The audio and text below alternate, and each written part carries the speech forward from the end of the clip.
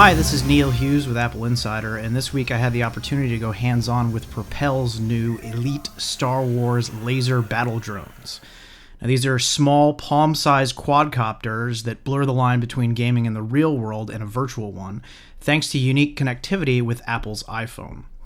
Now, these are different from typical toy drones in a number of ways. For starters, the propellers are actually on the bottom, not the top. This allows for them to look more like flying Star Wars vehicles than a normal quadcopter, especially when the lights are turned down.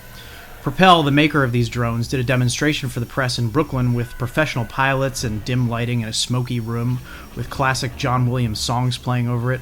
And I have to admit, it was very cool looking and very impressive. Star Wars geeks are going to love this. Priced at $179 US and launching on September 1st, the Propel Elite Star Wars laser battle drones come in three styles familiar to fans of the franchise. There's the T-65 X-Wing Starfighter, there's Darth Vader's TIE Advanced X-1, and then there's a 74Z speeder bike. Propel says these are the first edition in a series of high-performance battle drones that are all forthcoming. While in the air, the drones can shoot each other with technology that's similar to laser tag, like you used to play when you were a kid. Out of the box, they do this through infrared, but there will be actual laser upgrade kits that are coming this fall for $40, and you'll actually be able to see the lasers shooting out of these drones when they're used in a smoky room.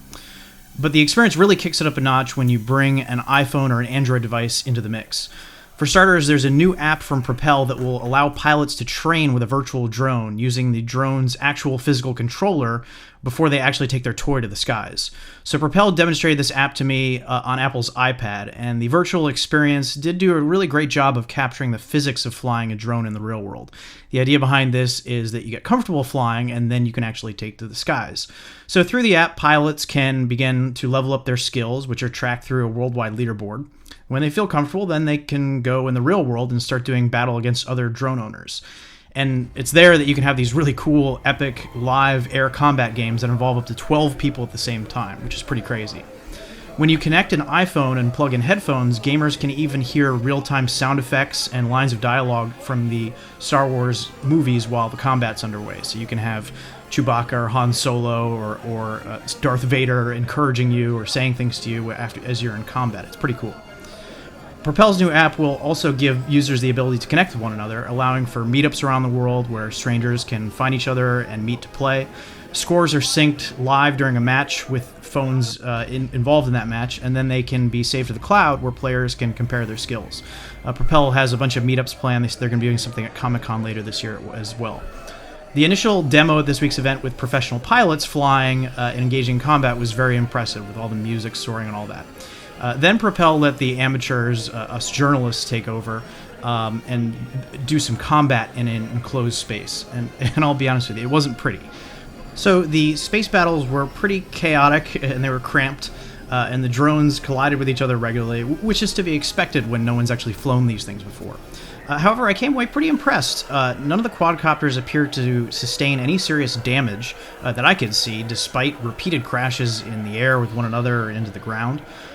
So in my quick viewing there at the demonstration this week, I came away pretty impressed, feeling that these small flying machines are durable.